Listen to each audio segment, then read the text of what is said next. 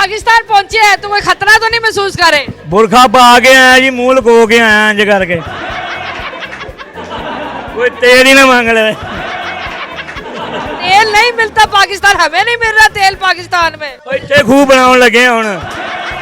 हो तेल दे दिओ, ओ नहीं कहना पिछे दे दिओ, के दे दे।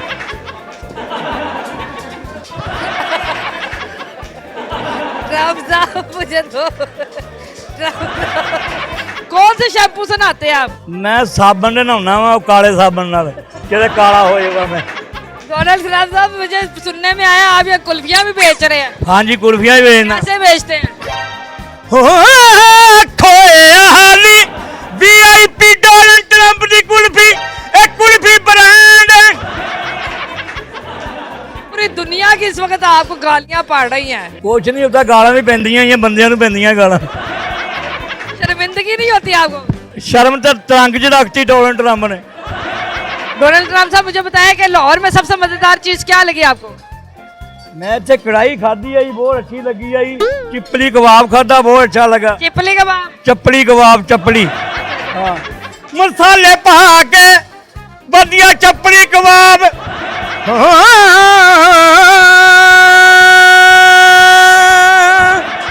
ये दाएं के हाथ से सीखी आपने? ये मरासियों दे।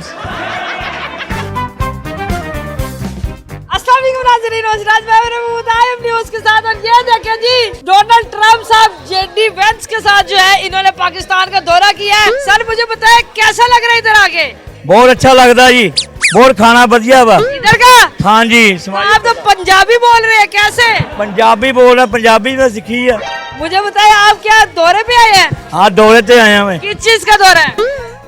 तेल लाउदा फिरदा मैं, तेल आराम तेल नहीं दिंदा, इत्थे तेल लाउदे फिरदे आ। अच्छा ट्रम्प साहब, मुझे बताया ईरान से सुलह क्यों नहीं कर रहे? भाई उन्होंने कहा पैसा दिओ, पावर दिओ, सानू तेल दिओ, फिर ਅਸੀਂ ਤੁਹਾਡੇ ਨਾਲ ਸੁਲ੍ਹਾ ਕਰਨੀ ਆ। वो नहीं मान रहे?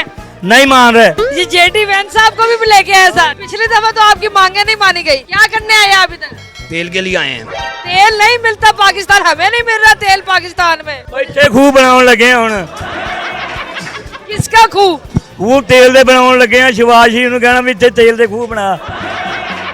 डोनाल्ड ट्रम्प साहब, मुझे सुनने में आया आप ये कुल्फियां भी बेच रहे हैं। हाँ जी, कुल्फियां ही बेचना। कैसे बेचते हैं?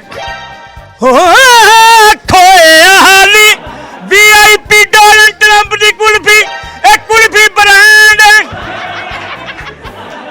डोनाल्ड ट्रम्प साहब, मुझे बताया अगर आपको तेल मांगना पड़े तो कैसे मांगेंगे?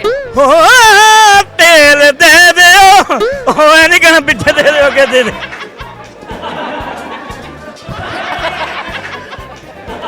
ट्रम्प साहब मुझे दो। मुझे बताया पाकिस्तान पहुंचे हैं तो कोई खतरा तो नहीं महसूस कर रहे? बुरखा पा के आया जी, मुंह लुको के आया इंज करके। कोई तेल ही ना मांग ले। डोनाल्ड ट्रम्प साहब, ये पूरी आवाम आपको यहाँ घेर के खड़ी है, क्या फरमाइशें कर रही है आपसे? फरमाइशें कर दी है, तेल मंगदी है। मैं कहना इत्थे ही खूह ला देना इंशाअल्लाह ताला। तेल निकलू इस्लामाबाद। अभी अभी तो डोनाल्ड ट्रम्प साहब पे हमला भी हुआ है। हाँ जी, हमला होया भाई, तले डर गया हो। ये पिछली दफा इतने जलीलो खबार हो गए यहाँ से निकले, इनकी तो किसी ने बात भी नहीं मानी। ये बस की करिए ना, किसी ने मन्नी नहीं गई, मेरी केड़ा मनदे आ। तो इन्हें क्यों साथ लेके फिरते आप? ये भी भरा वा जी साडा। आ देखा मेरे वर्गा नहीं हैगा ये। वाकई दोनों की शक्लें मिलती हैं। हाँ जी। क्या बात है। डोनाल्ड ट्रम्प साहब, कौन से शैम्पू से नहाते हैं आप? मैं साबन दे नहाउना वा, काले साबन नाल, किते काला हो जाएगा मैं। पूरी दुनिया की इस वक्त आपको गालियां पड़ रही हैं, क्यों दुनिया पे जुल्म करते फिरते हैं? कुछ नहीं होता, गालां भी पैंदियां ही बंदियां नूं पैंदियां गालां। शर्मिंदगी नहीं होती आपको? शर्म तो तरंग च रखती डोनाल्ड ट्रंप ने। चलो जी, आवाम बड़ी बेताब है ट्रम्प साहब से सवालात पूछने के लिए। क्या पूछना चाहते हैं, जल्दी से पूछिएगा। यही पूछेंगे रास्ता कब खुलेगा, पेट्रोल डीजल जो है वो बिल्कुल महंगा हो गया। कब खुलना है रास्ता? रस्ता खोलना ਵੱਡਾ ਪੈਂਪ ਲਿਆਂਦਾ ਵਾ ਪੈਪਰ ਮਾਰਨ ਵਾਸਤੇ, ਆਪੇ ਹੀ ਖੁੱਲਦਾ ਜਾਣਾ। सही है वाइपर। हाँ, ਵੱਡਾ ਪੈਪਰ। आप जो है ईरान के तेल के पीछे पड़े हुए हैं। आप कहते हैं मैंने उसके तेल पे कब्जा करना है। आपके पास कोई कमी है किसी चीज की? आप ईरान के तेल के पीछे क्यों पड़े हैं? ਉਹ ਤੇਲ ਜਾਂ ਬੀਬੀ ਸਾਡਾ ਕੱਢਦਾ ਅਗਲਿਆਂ ਨੇ ਤੁਸੀਂ ਤੇਲ ਦਾ ਪਤਾ ਕਰ, ਤੇਲ ਤਾਂ ਉਹਨਾਂ ਸਾਡਾ ਕੱਢਦਾ। ईरान वालों ने। ਆਹੋ हाँ जी भाई, कुछ पूछ रहे हैं आपने इनसे? और ये वैसे ही बड़े जलीले जी, इनसे हमने क्या पूछना है? इनका तो होना नहीं, हमारा ये खाना खराब कर रहे हैं। अब ताटी मेहरबानी दफा हो, मगर सुलह कर लो बिचों। चले जी, ट्रम्प साहब जो है इस वक्त पाकिस्तान की गलियों में जो है वो फिरते हुए हमें नजर आ रहे हैं। डोनाल्ड ट्रम्प साहब जो है पाकिस्तान उतरते साथ सबसे पहले खान शनवारी पे आए हैं। तो सर, ये आपके पास सबसे पहले क्या करने आए हैं? सबसे पहले तो मोहब्बत बांटते हैं।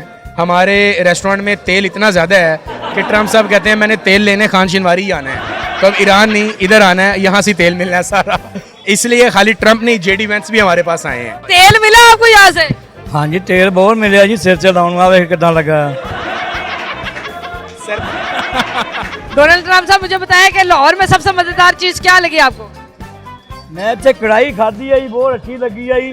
ਚਿੱਪਲੀ ਕਬਾਬ ਖਾਧਾ, ਬਹੁਤ ਅੱਛਾ ਲੱਗਾ। चिपली कबाब। ਚੱਪਲੀ ਕਬਾਬ, ਚੱਪਲੀ ਹਾਂ, ਮਸਾਲੇ ਪਾ ਕੇ ਵਧੀਆ ਚੱਪਲੀ ਕਬਾਬ।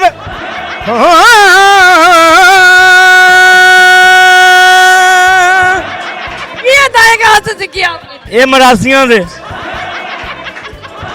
चले जी, डोनाल्ड ट्रम्प साहब और जेडी वैंस साहब जो है इस वक्त लाहौर की गलियों में जो है फिर रहे। अगर आप लोग भी इनसे कोई सवाल पूछना चाहते हैं तो कमेंट सेशन में हमें जरूर बताइएगा। उम्मीद है आपको ये वीडियो पसंद आई होगी।